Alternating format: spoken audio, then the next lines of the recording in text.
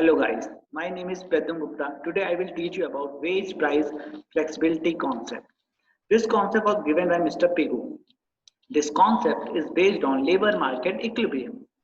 Pigou एक classical economist थे और उनकी फेमस बुक्स थी monopoly and consumer surplus 1904, the economics of welfare 1920। अब हम उनके कुछ एजम्पशंस की बात कर लेते हैं। जैसे पहला था existence of full employment, concept of laissez faire, मतलब कि कोई भी गवर्नमेंट इंटरफेरेंस नहीं था। Perfect market competition in labour market, मतलब कि लेबर मार्केट में जो प्राइस डिटरमाइंड होती थी लेबर की, वो डिमांड और सप्लाई पे होती थी। Wages and prices are flexible. अब हम इस कॉन्सेप्ट में बात करते हैं कि किस चीज पे इसे फोकस किया गया है। तो this argument is based on assumption that there is a direct and proportional relationship between money wage rate and real wage rate। Simple words में अगर हम कहें तो लेबर मार्केट में जो इक्विलिब्रियम आता है वो जनरल कटिंग वेज रेट के कारण आता है, ना कि एक्सटर्नल इंटरफेरेंस के कारण। Wage price flexibility concept shows the relationship between real wage and money wage and employment. ठीक, मनी वेज जो होता है वो दो प्रकार की होती है, real wage and money wage. Real wage का मतलब होता है मनी वेज अपॉन प्राइस।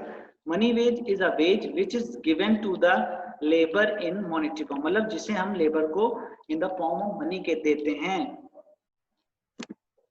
अब हम पिगू की इक्वेशन की बात कर लेते हैं। N equal to Q Y upon W. यहाँ पे एन हो गया आपका number of workers employed, Q हो गया fraction of income earn, Y हो गया नेशनल इनकम जिसे राष्ट्रीय आय कहते हैं, और डब्ल्यू हो गया मनी वेजेज, मतलब वो वेजेज जो हमने मनी के फॉर्म में दी है।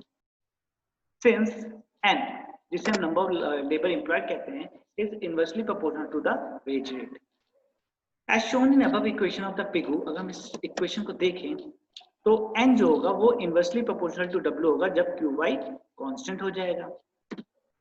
सिमिलरली रियल वेज रेट जो होता है वो क्या होता है, वो मनी वेज अपॉन प्राइस होता है। तो real wage is directly proportional to the money wage rate अगर प्राइस कांस्टेंट हो जाए। अब हम इसे डायग्राम से समझते हैं। डायग्राम को समझने के लिए एक कहानी को समझना पड़ेगा। सपोज एक एंटरप्रेन्योर था जो W upon P not real veg पे था, जहां पे डिमांड और सप्लाई ई पे इक्विलिब्रियम थी। लेकिन सपोज अगर उसकी real wage W upon P one हो जाए तब क्या होगा, तब सप्लाई ज्यादा है डिमांड कम है, मतलब कि अनएम्प्लॉयमेंट, और कितना डीएस। अब वहीं अगर दूसरा केस लें, अगर उसकी real wage W upon P two हो जाए तब क्या होगा, तब डिमांड ज्यादा है सप्लाई कम है, मतलब एक्सेस डिमांड, कितना S1 D1। अब अगर हम इसको इक्विलिब्रियम पे लाना चाहें तो क्या करेंगे, अगर जब हम डब्ल्यू अपॉन पी वन पे होंगे तब हम क्या करेंगे, अपने रियल वेज को कम करके डब्ल्यू अपॉन पी नॉट पे लाएंगे। सिमिलरली जब हम डब्ल्यू अपॉन पी टू पे होंगे तब अपनी रियल वेज को बढ़ाकर डब्ल्यू अपॉन पी नॉट में लाएंगे और हम इक्विलिब्रियम अटेन कर लेंगे। At the real wage rate W upon P naught, there is no excess demand and no unemployment. Labor market is in equilibrium at point E. But when the real wage rate is at W upon P1, तब क्या होगा, unemployment होगा, क्योंकि demand of labour कम होगी, supply ज्यादा होगी। Entrepreneur will lower the real wage rate and finally reach to the equilibrium at point E.